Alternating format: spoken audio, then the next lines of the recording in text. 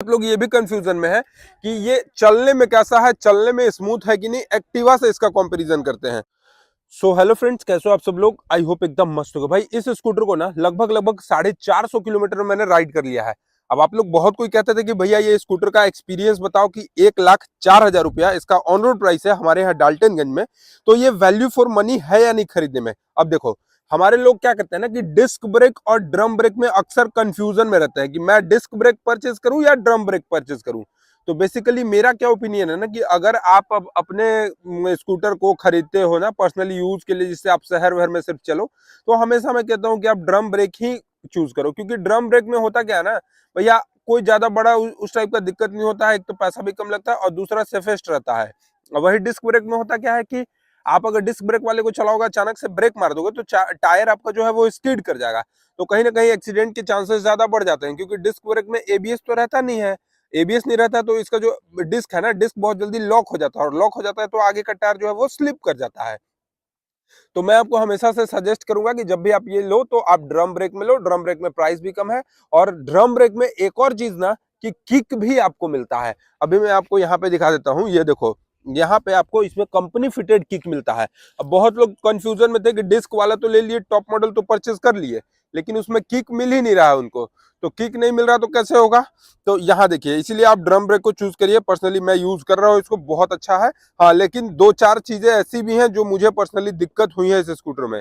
अभी क्या है दो चार चीजें, मैं आपको सारा चीज बताता हूँ। तो पहला जो मेन चीज है ना, आप देखोगे यहाँ पे इसका जो तेल वाला जो पॉइंट है ना भैया, ये चीज मैं आपको लिटरली बता रहा हूँ। ये देखो, ये जो तेल वाला पॉइंट है ना, यहाँ पे नोजल अगर घुसाते हैं, पेट्रोल पंप वाला नोजल घुसाते हैं, तो हमारा जो ऑयल है ना वो ओवरफ्लो करता है।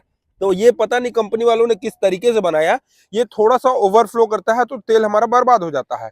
और दूसरा चीज ना, आप अगर इस स्कूटर में 100 रुपए का 50 रुपए का तेल लेते हो, तो कहीं ना कहीं आपके लिए ये दिक्कत है, आपका मोटर खराब हो जाएगा।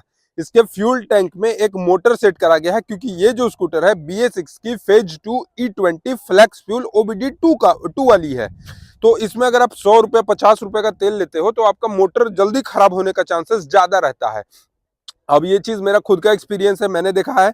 मैंने 100 रुपए का तेल लिया था और इसका जो एस्केलेटर है ना, वो थोड़ा सा फंस फंस के चल रहा था, रुक रुक के चल रहा था। तो यहाँ पे मुझे पर्सनली बहुत ज्यादा दिक्कत हो रहा था। फिर मैंने इसको फुल टैंक कराया। फुल टैंक कराने के बाद मैं क्या देखा ना कि इसके बाद इसका जो राइडिंग है ना, वो बहुत ज्यादा स्मूथ हो गया था। मतलब राइडिंग की मैं अगर बात करूं तो बहुत ज्यादा स्मूथ हो गया, तो कोई भी दिक्कत नहीं हुआ था। अब मेरे बहुत सारे भाई लोग कहते हैं कि भैया इस पे सिलेंडर नहीं आता है, आप कैसे बनाते हो बिना ज्ञान का वीडियो, बिना चेक किए वीडियो। अरे मेरे भाई, मैं खुद सिलेंडर दो दो बार लेकर गया हूँ इसमें, ये मैं सच बता रहा हूँ आपको। हाँ, थोड़ा सा जो है ना वो मतलब रगड़ाता है, ये और ये दोनों के बीच में रहता है। ऐसा नहीं है कि सिलेंडर एकदम घुसेगा ही नहीं, सिलेंडर बड़े आराम से जाता है, कोई भी दिक्कत नहीं होता है। इसके साथ साथ इसका जो इंजन है, 110 सीसी का ये स्कूटर है, और कंपनी इसमें आपको 113 सीसी का इंजन प्रोवाइड कराती है। साथ ही साथ यहाँ पे आप देखोगे कि ये टॉप मॉडल नहीं है, ये सेकंड टॉप मॉडल है। सेकंड टॉप मॉडल में भी आपको एलॉय व्हील के सेक्शन देखने को मिलेंगे। और बहुत लोग ये भी कंफ्यूजन में है कि ये चलने में कैसा है, चलने में स्मूथ है कि नहीं। एक्टिवा से इसका कंपैरिजन करते हैं, तो उनको मैं बता दूं कि भैया एक्टिवा तो नो डाउट बहुत अच्छी स्कूटर है, लेकिन एक्टिवा में जो मॉडल्स हैं या फिर जो फीचर्स हैं या फिर जो डिजिटल मीटर कंसोल पे आप देखोगे ना, वो चीजें अभी भी वही पुरानी की पुरानी ही है। यहाँ पे आप देखोगे, इसको जैसे ऑन करोगे तो इसमें आपको ये सारी चीजें मिलेंगी जो कि आपको यहाँ स्क्रीन पे भी दिख रहा होगा। हेलो अभिषेक तिवारी, यानी ये जो स्कूटर है मेरा ब्लूटूथ से कनेक्टिविटी है। ऑडोमीटर का 424.4 किलोमीटर रनिंग दिखा रहा है। रेंज अभी मेरा इतना दिखा रहा है, अभी मेरा स्कूटर इतना किलोमीटर और चलेगा। तो ये सारी चीजें जो है वो इसमें यूनिक बनाती हैं। इसके साथ साथ आपको यहाँ पे टीवीएस का, फिर यहाँ पे 1125 का टाइमिंग भी शो करता है। इसके साथ साथ आप देखोगे तो यहाँ पे आपको हाई बीम लो बीम का हजार्ड लाइट भी इसमें काफी ज्यादा खूबसूरत लगता है जब ये जलता है। तो ये देखो, एक ही बार इसको प्रेस करके रखना है और इसके बाद इसका हजार्ड लाइट आप फ्रंट से देखोगे ना तो काफी ज्यादा खूबसूरत लगता है। अगर मैं यहाँ से आपको बात करूँ तो फ्रंट में आप देखोगे तो बिल्कुल अच्छा सा प्रैक्टिकली लगता है, और इसी में इंटीग्रेटेड आपको ये चीजें मिलती हैं। इसके बाद अगर मैं बात करूं यहाँ पे तो देखोगे कि टीवीएस का इंटेलिगो असिस्ट फीचर्स मिलता है। ये जो टीवीएस का इंटेलिगो असिस्ट फीचर्स है ना, इसमें बेसिकली होता क्या है मैं बताता हूं आपको। जैसे ही आप स्कूटर को कहीं लेकर गए, अब अचानक से आपका स्कूटर बंद हो गया, आपको कुछ नहीं करना है, उधर का ब्रेक यूज करना है और एक बार इसके एस्केलेटर को पूरा का पूरा मूवमेंट कर देना है। ऑटोमेटिक आपका इसका जो इंजन किल स्विच है ना, वो ऑटोमेटिक वर्क हो जाता है और आपका ये स्कूटर ऑन हो जाता है। तो ये जो फीचर्स है टीवीएस की इंटेलिगो फीचर्स, ये कहीं ना कहीं आपको 1 लाख रुपए के अंदर जो मिल रही है वो बहुत ज्यादा अच्छा मिल रही है। अब इसके साथ साथ आप देखोगे इस स्कूटर की पहली ऐसी गाड़ी आई है जिसमें आपको अंडर सीट स्टोरेज जो है वो आपको लगभग लगभग 33 लीटर का मिलता है। एक बार मैं आपको यहां से दिखा देता हूं, ये देखो 33 लीटर का बूट स्पेस का कैपेसिटी। अभी तक जितनी भी स्कूटर आती थी ना, लगभग सभी में देखोगे तो इसका तेल वाला फ्यूल वाला यहाँ पीछे रहता था। तो यहाँ पे तो फ्यूल टैंक रहता था, एक ही जगह हेलमेट का रहता था। लेकिन अब कंपनी ने क्या करा, यहाँ पे आपको 33 लीटर का बूट स्पेस का कैपेसिटी दे दिया है, जो कि काफी ज्यादा अच्छा है। और सीट भी देखोगे ना तो काफी ज्यादा कंफर्टेबल है। और in comparison to Honda Activa, जैसे बहुत लोग का कमेंट आता था कि भैया एक्टिवा बेस्ट है या टीवीएस का जुपिटर बेस्ट है, तो देखिए एक्टिवा का जो सीट है ना वो बहुत ज्यादा छोटा आता है। मैंने एक बार और अपना ये डिफरेंस किया था दोनों ही स्कूटर को लगाकर, आप वो वीडियो भी देख सकते हो। लेकिन यहाँ पे जो आप देखोगे ना तो सीट देखोगे, यहाँ पे ये कंफर्टेबल सीट भी है।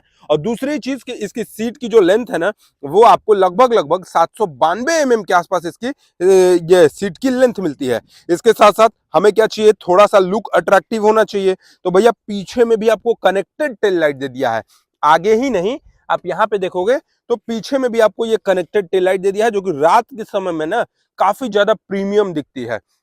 और इसके बाद बहुत लोग कहते थे कि भैया ब्लूटूथ कनेक्ट नहीं होता है, हम क्या करें।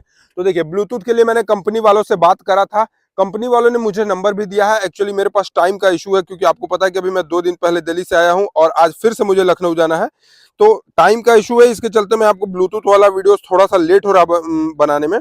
अभी आपको मैं बहुत जल्द इसके ब्लूटूथ को कनेक्ट कैसे करते हैं, ये इसमें ये जो आप लोग कहते थे कि फॉलो मी लैंप नहीं जल रहा है, वो फॉलो मी लैंप कैसे जलेगा, वो सारी चीजें मैं आपको दिखाऊंगा। और ये देखो मैं आपको लाइव प्रूफ भी दिखा रहा हूँ। टीवीएस जुपिटर ब्रांड जो है ना, टीवीएस कंपनी वालों से ऑफिशियली मेरा बात हो रहा है कि कैसे ब्लूटूथ को कनेक्ट करें, वो हमें बता भी रहे हैं। लेकिन मेरे पास टाइमिंग का थोड़ा इशू है, तो इसके वजह से वो वीडियो नहीं आने पा रही है।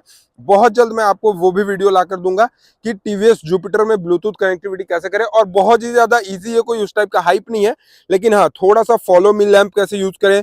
बार बार होता क्या है ना कि मैंने ब्लूटूथ को कनेक्ट कर लिया है, लेकिन जैसे ही गाड़ी से थोड़ा सा दूर जाता हूँ ब्लूटूथ डिस्कनेक्ट हो जाता है।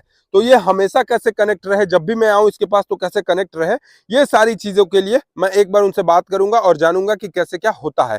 बाकी आपके पास अगर टीवीएस की ये जुपिटर है तो भी माइलेज क्या दे रही है आप वो बताइएगा। और मैं अपनी माइलेज बता दूं तो भाई मैंने जब परचेज किया था तो उस टाइम ये 36 किलोमीटर पर लीटर के हिसाब से माइलेज दे रही थी। उसके बाद दोबारा से एक बार रिफ्यूल कराकर इसका माइलेज चेक करा मैंने, तो यहाँ पे उस टाइम 41 किलोमीटर पर आवर के हिसाब पर लीटर के हिसाब से ये माइलेज दे रही है। अब आफ्टर फर्स्ट सर्विस, अभी तक मैंने इसमें सर्विस नहीं करा है, क्योंकि भाई 500 किलोमीटर चलाने का समय ही नहीं मिल रहा है। तो 500 किलोमीटर चलाने के बाद मैं इसका फर्स्ट सर्विस कराऊंगा, और सर्विस में क्या कॉस्ट आता है, कितना खर्चा आता है सर्विस में, वो सारी चीजें बताऊंगा। इसके बाद दोबारा से इसको रिफ्यूल कराएंगे, पूरा फुल टैंक कराएंगे और टैंक टू टैंक माइलेज नापेंगे कि एक बार फुल सर्विस कराने के बाद ये टैंक टू टैंक माइलेज कितना देती है। तो ये था भाई मेरा एक्सपीरियंस टीवीएस जुपिटर के लिए। मुझे बस 2 चीजों की ज्यादा दिक्कत हो रही है इसमें। पहला तो तेल लेने में इसका जो है ना, वहां पे ये जो फ्यूल टैंक वो थोड़ा सा बाहर आ जाता है तेल, और दूसरा इसका ब्लूटूथ प्रॉपर से कनेक्ट नहीं होता है।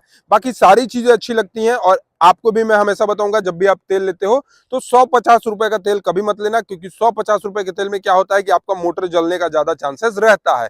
तो ये थी, आपको ये वीडियो कैसा लगा आप हमें कमेंट सेक्शन में बताइएगा। चैनल पे पहली बार होगा तो सब्सक्राइब करके बेल आइकन को दबाना नहीं भूलिएगा। चलिए मिलते हैं नेक्स्ट वीडियो के साथ, तब तक के लिए धन्यवाद। जय हिंद, जय भारत, वंदे मातरम।